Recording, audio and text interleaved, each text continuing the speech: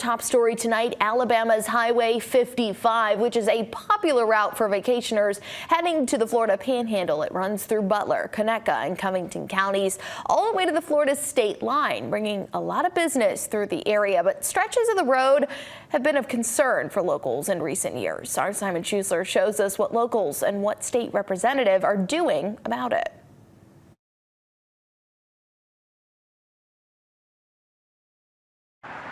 There's been 2 fatal crashes on a 2-mile stretch of Alabama's Highway 55 less than a month into the year. And this is the slow season for traffic on the route. It spikes during the warmer months as vacationers head south, with the most recent death being a 4-year-old child. Some locals have had enough.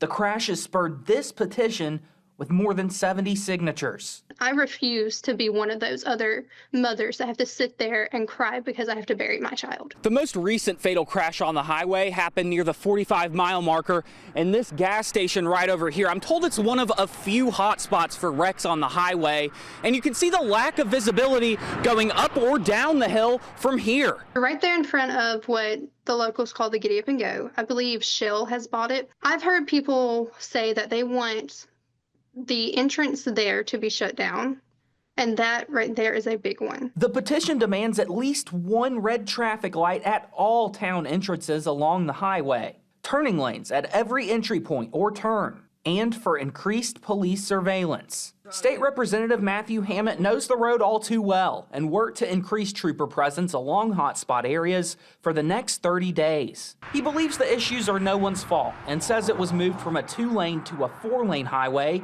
in a project that finished in 2013 after around 2 decades of work. Nobody could comprehend there's going to be this amount of traffic on it this day and time.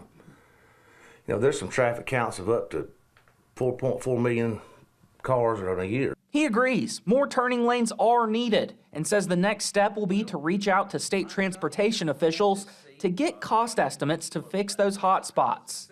In Butler, Conecuh, and Covington counties, Simon Schuessler, WSFA 12 News. The link to the petition can be found in Simon's story on WSFA.com.